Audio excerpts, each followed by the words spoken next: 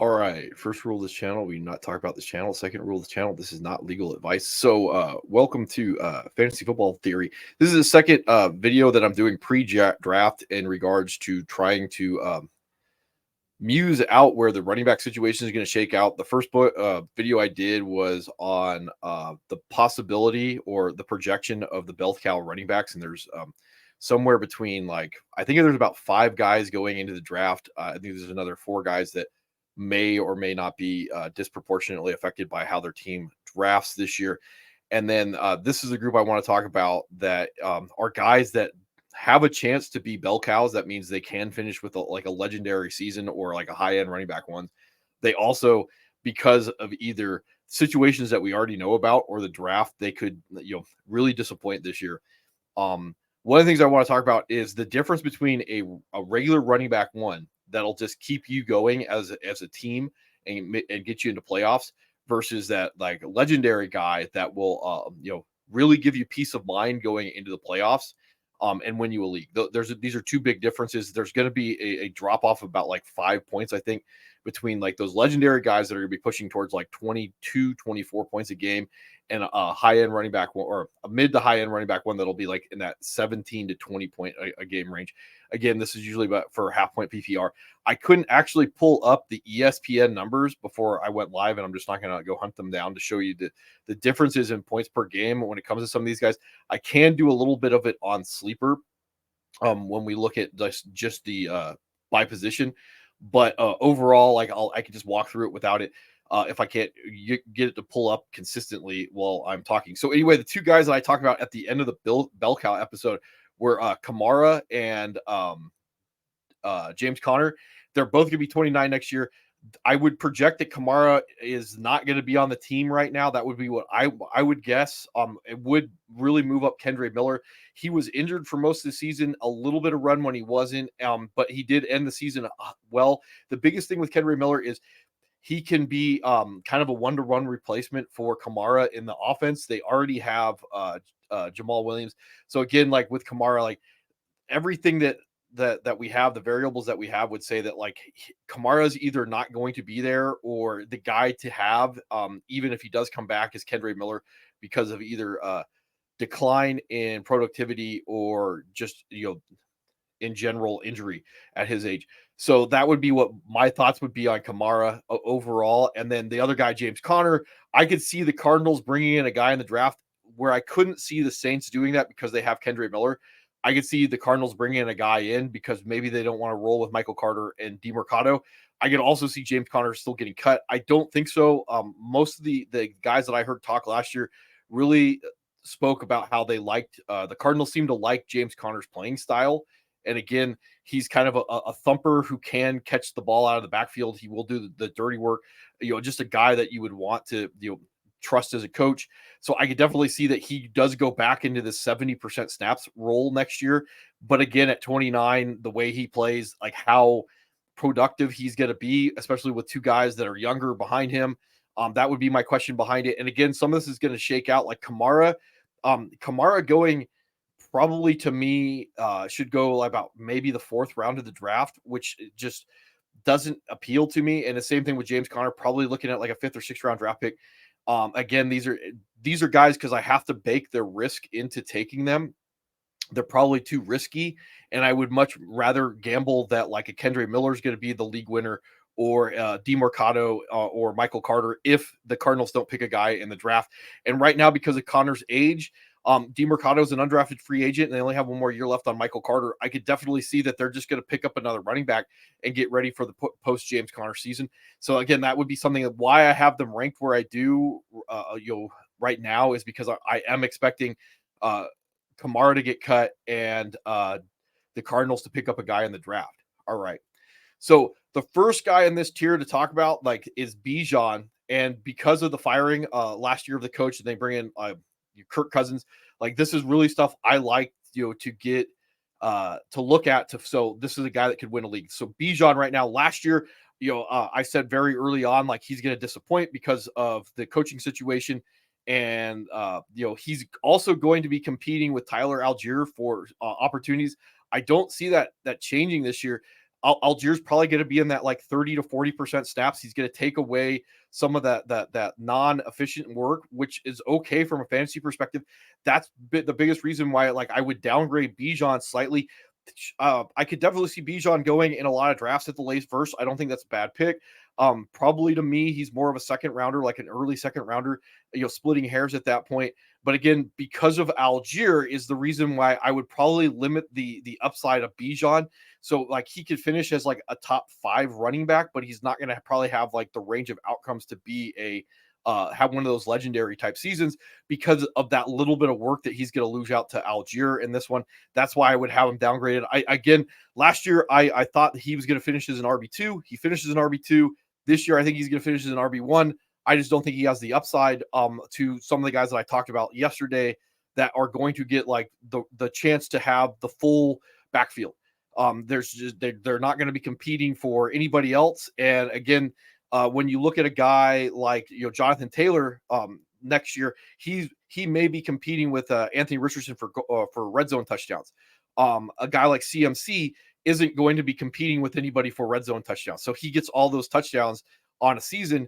And that's going to make the difference between like I have a running back one and I have a legendary season.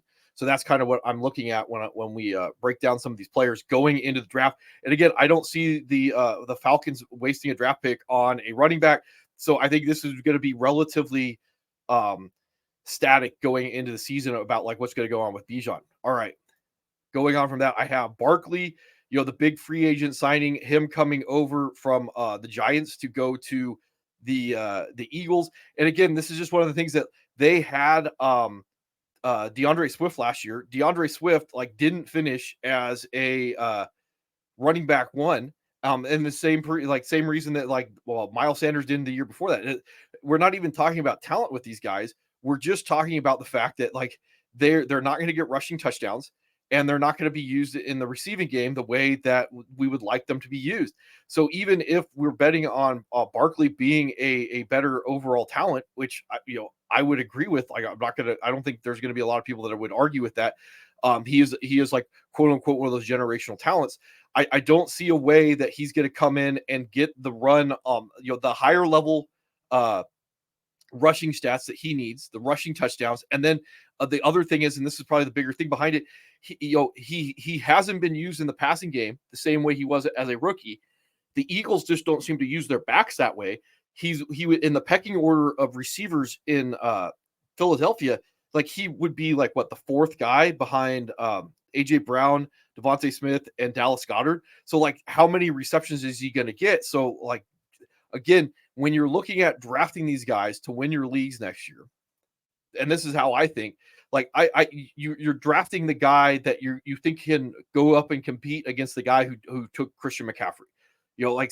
So in my mind, if I'm taking an impure or an imperfect prospect at any point in the draft, I know this guy has limited upside to win me my league. So when I'm looking at Barkley next year, I have to have the risk that he's going to some way, shape, or form fail to live up to expectations just on the field, if he stays healthy. And already you're looking at like an apples to apples replacement for the DeAndre Swift performance last year with Saquon Barkley, with Kenneth Gainwell. I don't know if Boston Scott off the top of my head is coming back. I don't know what's going on with Rashad Penny, how many of these guys will actually like make it through camp.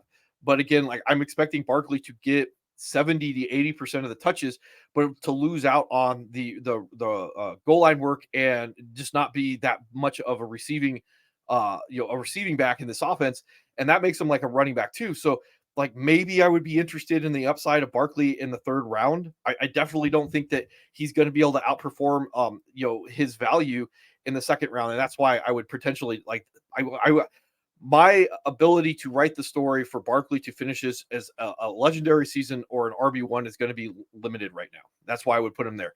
The next guy, and this is a little different, would be Isaiah Pacheco, if I can find the Chiefs. So Isaiah Pacheco, and he was really all over the place last year. It's not just an issue of injury. There's some issues with how the offense functions. He's probably an imperfect prospect as a player, but usage-wise, that's the bigger thing we're going to talk about. Right now, Jerick McKinnon, he's gone as far as I can remember. Clyde's gone. I'm expecting that Deneric Prince makes the roster this year. He was bouncing up and down. Camp height guy last year. Did bounce up into the active roster at certain points of the season. Didn't get any run off of this, but so I could definitely see that. I could definitely see that they're either going to bring back somebody to this offense off of free agency. I think Clyde's unrestricted right now. I could definitely see them bringing him back as the number two. I could see them putting out draft capital. So there is a road at the very least for Isaiah Pacheco to be a bell cow next year. I don't know how much that matters. Like when it comes to him being used in the passing game right now, he is going to be like Barkley. He's going to be like the number 4 in that offense when it comes to design passing work. Still might get the bulk of the rushing work. Again, part of the problem with Kansas City is just that they throw when they get in the red zone. So that's going to limit his opportunities to score touchdowns. But again, I do think that at the very least, there is a road to step forward to that from that high end RB2 to that like mid tier RB1 for Isaiah Pacheco. If not, there is going to be an opportunity for him to move up and become that bell cow. So again, like I like this prospect a lot, but I do think that there's some variables when it comes to who the rest of the backfield is going to be and how much they're going to eat into a share. So that would be something I would be looking forward to in the future, especially coming out of the draft, where I could definitely see if they don't elevate Deneric Prince, that they bring in somebody else to look to replace Isaiah Pacheco down the line. I don't know how you would go out and pay this guy. Remember, Isaiah Pacheco, or excuse me, DeAndre Swift got $8 million to go to the Bears. I could maybe see Isaiah Pacheco being in that $7 million range. I don't know if he's going to necessarily hit 8. So I don't know if that's something that the Chiefs would necessarily want to resign, like running back position as a whole. And again, he is imperfect when it comes to how good he is as a player. I think he's more of a consistency guy than he is like a dynamic talent going forward. Travis Etienne is the next guy I want to talk about. And if I can find the Jaguars. So he did look like a league winner last year relative to cost. And then his overall production dropped. His efficiency dropped as the season went on. Part of the issue, and it's not the receiving game, he was used relatively well in the receiving game. That's stuff that we like. The offense as a whole, Trevor Lawrence may just not be good at football. The guy that I would expect to maybe eat into this a little bit is maybe Dearness Johnston. They were cycling him in, as you can see, the snap share was going up as the season went on. So he is like the 1B to this offense, and I could definitely see if they're trying to keep ETN, take the mileage off ETN, that would be where I would expect it to go with Dearness Johnson. Tank Bigsby just looks like a huge bust at this point after what was going on with him. They tried to give him some run, and then by the end of the year, they just weren't entirely interested in him. So I would expect that maybe there's a 1B to ETN next year. That would be Dearness Johnson. That's going to cut down the opportunity for Travis Etienne to have one of those legendary seasons. So again, right now, I would probably be looking at ETN being like a low end 2, like a high end 3 in your draft. And I don't necessarily think they're going to go out and they're going to spend on a draft pick, but I don't necessarily think that one way or another, even if they do or they don't, that ETN is going to end up with the full boat that's going to lead him to that like RB1 type of season attached to this offense. All right, next guy I have Josh Jacobs. I already talked about Josh Jacobs after free agency. I definitely think that he does have a road to like league winner written all over him. He did do that in 2022. There was a lot of stuff going on with the Raiders last year when he was being used as a bell cow. There was some injuries behind him. Overall production of the offense. I don't like making excuses for players. The biggest issue is he's going to be at the age apex going into next year. He does have some wear and tear on him. He's going to a really good offense where they don't need him to do anything. And you see over here says Josh Jacobs be used in passing. I don't care about Coach Beak because right now I think he would end up being the number 8, I guess, in that offense when it comes to where I would see him fitting in with all the receivers and tight ends that the Packers have. I don't know why they would need to use him in the passing game overall. But again, the only other guy that they really have on the roster, they re-signed AJ Dillon. I can kind of see that he'll be in that like 10 to 20% range, taking those like very inefficient snaps off of Josh Jacobs in the offense. So Josh Jacobs would be a guy that I would really be interested in going forward into the draft, except for the fact that I definitely think that AJ Dillon's not going to be a long-term replacement for or AJ Dillon's not going to be a long-term number 2 running back in this offense. They probably need to go out and sign a guy that's more dynamic in the draft to back up Josh Jacobs. If they bring in a guy that's sufficiently good at football, then that would mean that like Josh Jacobs may be an RB1. He's just not going to have that top end range of outcomes to have. And if they bring in the right running back, and we saw this like a few years ago with Alvin Kamara, they bring in the right running back, and that guy that they really like all of a sudden is in a timeshare, and that bust. So like I could definitely even see that with Josh Jacobs, that he finishes as an RB2 just because they bring in another running back in the draft that they really like that guy. So like I'm not all in on Josh Jacobs. If he's outside of the second round of the draft, like that's the guy that I'm targeting right there in the third. If he goes in the second, that's probably where his range of outcomes is best. But I could also see that he will be hype trained up into the first going on. So let's see. Who do I have next on this? Is Joe Mixon for the Texans. And so Joe Mixon right now, what I would be expecting with Joe Mixon going into next year, he's over the age apex. There is a decline in talent from an efficiency standpoint. None of that stuff should really surprise us whatsoever. He can be a bell cow when it comes to his skill set. It becomes an issue if that's how the Texans want to use them. I have a few questions about Dameon Pierce, who was like the belle of the ball last year going into the draft, that really disappointed. I could definitely see that there is going to be some type of timeshare, because I don't see Dameon Pierce's talent all the way going away. And at the same time, I think that Joe Mixon's age is going to be a concern. So I could definitely maybe see like a 60-40 split between the two of those guys. It also wouldn't surprise me that they just go like full bell cow with Joe Mixon, and he's up to that 80% snaps, and he gets all the work that we want. The biggest issue that if he's attached to CJ Stroud's good at football, the offense is good, and then he's getting the receiving work and the opportunity to fall into the end zone, that would potentially at least give him a road to being an RB1. Again, we're splitting the hairs on whether or not he can get from like that low end to mid range RB1 into that legendary status. Probably doesn't have the ability anymore physically to be that legendary guy, even though there's a possibility that he could get the workload to do it. Let's see. My next guy to talk about in this is Aaron Jones with the Vikings. Kind of a very similar outcome or outlook for Aaron Jones next year. He is older. I still think he's got a lot of quote unquote juice left in the tank. So I think he could be used in that 60% to 70% opportunity rate going into next year. I am not particularly thinking that Ty Chandler, even though he may be physically better than AJ or Aaron Jones, he just isn't good at football. And I could definitely see that maybe it's a 60-40, 70-30 split between Ty Chandler and Aaron Jones. I don't think they need to go out and sign anybody. I think that's what your backfield is going to look like when it comes to the Vikings next year.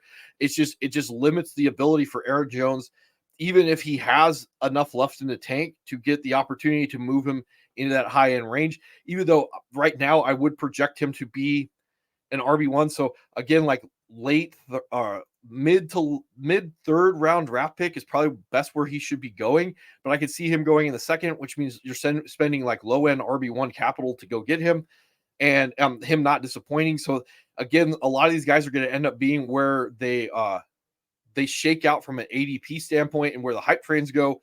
But yeah, there is a possibility that when he's attached to this offense, if he's the efficiency back, there's a possibility he could finish that like higher end upside. Zamir White is a guy, like if you've been listening, I really like Zamir White.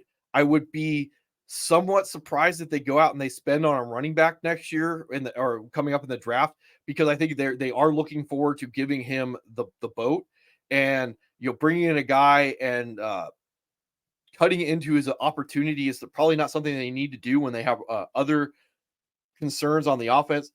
I would be a little surprised if they spend on a guy in the draft, considering that they gave him this run at the end of the season and he didn't overwhelmingly disappoint. So I would expect that Zamir White does have the opportunity to get that higher end upside. It just depends on like if they're going to treat him like a bell cow, or they're going to treat him as a guy who is in some type of rotation. That's why I say a guy like Alexander Madison coming in this case, like really makes me think that they're not going to go spend on in the draft, and they're going to run with Alexander Madison as the backup to Zamir White. That's kind of the way it looks like it's going to be going in the draft. Obviously, if the Raiders go out and they draft a guy like in the first or fourth round of the draft, I would then turn around and say I don't think that Alexander Madison is going to make the team, and that would downgrade overall Zamir White's upside. So, like right now with Zamir White, if you came up to me and said someone in my draft took Zamir White in the first round of the draft, I would be like, yeah, I understand that. I think that's risky, but I could definitely see, again, the same process that'll win you a league will lose you a league. You got to take that swing on a guy, and this is a guy that like would project to be in the position that Josh Jacobs was 2 years ago, being the bell cow of an offense. And again, opportunity is king. So when you're looking at a guy like Zamir White and you're saying he's got the opportunity to have a legendary season, that's the stuff that I like. And that's a guy based off of where he's going in the draft. So, if you're taking a swing at a guy to be a mid-level RB1 at the end of the first with a range of outcomes to be like a top 5, legendary type season, even though I don't think he's going to reach those that height. From a fantasy perspective, yeah, I could see it occurring, and I have to bake that into his value, which means like if I put him as a first round draft pick, I'm expecting him to return as a mid-level RB1, and with a little bit of upside. That's where I would see it. So again, if he's going in the second, still maybe too rich for me to draft him because I might find a guy that's more valuable at that position than Zamir White based off of risk. But again, Zamir White in that third round range is probably about where he should be valued. And if he's going outside of the third, then he's like an auto smash to me. And then Chuba Hubbard is the next guy that I will be talking about. The Panthers, if I can hunt them down. So I did see that the coach said that they are leaning towards some type of competition in the offseason to see who's going to be the starting running back between him and Miles Sanders.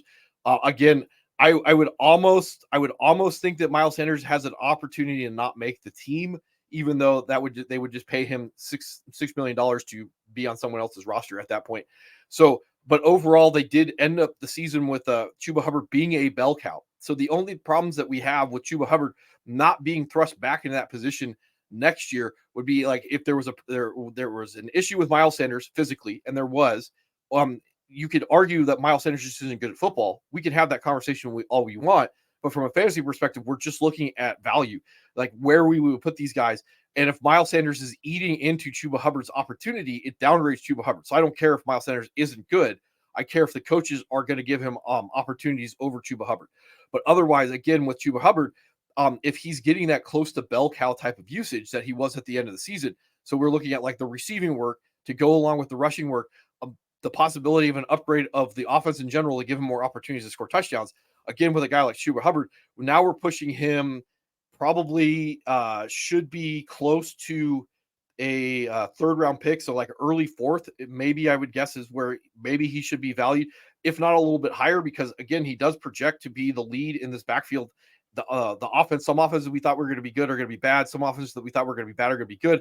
I would project that the Carolina Panthers, they can't be worse than they were last year. It's going to be really hard to be that bad and then be that bad again when the ownership has already said like, we don't want Bryce Young to be the one of the worst picks of all time. We need to give him an opportunity to actually get better. So even if I don't think that the Panthers are necessarily going to be a good offense, I could definitely see that they fall into the not bad range.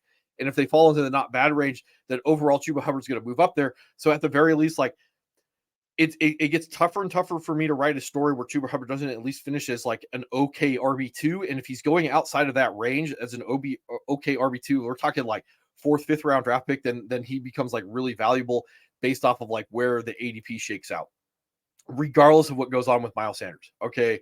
And then the last guy that I'm going to talk about in this range right now is Dallas, the Cowboys. Where's that big star? So Rico Dowdle, and this is an issue that like I definitely see that Rico Dowdle is going to be in that like 60 to 70% snaps right now going into next season, with that big asterisk that I definitely see the Cowboys taking a high value running back. So that's why I would put him at the bottom of this list, because unless he gets away from he gets lucky and the Cowboys don't go out and sign a big name guy in the draft or draft a big name guy in the draft. Rico Dowdle is going to be in line for at least RB2 workload. Even though I would expect that Deuce Vaughn is going to eat into that a little bit based off how they used him at certain points last year. And I could definitely see him being like the 1B to Rico Dowdle, which is going to cap Rico Dowdle's upside from an opportunity standpoint. I could also see Rico Dowdle having a range of outcomes where he's given enough of the run in this offense to finish as an RB1. If they don't bring a guy in the draft, I could definitely see that being a range of outcomes for Rico Dowdle. And again, if it costs me relatively nothing to find that out, then I'm gonna take that opportunity. If again he's hype trained up into those like more valuable picks, then it's not something that's worth it to me. But the biggest thing is what happens in the draft and who they bring in to compete with them, because I definitely think that's the most likely outcome for him. And then to finish, the guys that I'm going to be talking about tomorrow, if you're interested, or the next day, whenever I get around doing it, we have our Gibbs and Montgomery, Kenneth Walker, and that backfield for the Seahawks, A-Chain and the Dolphins backfield, Ramondre and Gibson. DeAndre Swift would be in this range. Again, remember that they still have Roshan and they have Khalil Herbert. I'm expecting Khalil Herbert to get shipped. That's why I would move. I would right now have Swift where he is. If Khalil Herbert gets moved, I would move Swift up into that next tier. But for the time being, I don't. And then Javonte would be in this tier because as much as I think that he's going to get a majority of the work, they have at least two guys in that backfield that are likely to take away opportunities. That means like the range of outcomes for Javonte being anything more than an RB2 are going to be like limited unless he gets a little bit of luck. And again, I want to take my luck out of fantasy football and go with predictability. So anyway, that's what I got right now. I'll come back. I'll talk about those guys the next couple of days when I get around to it.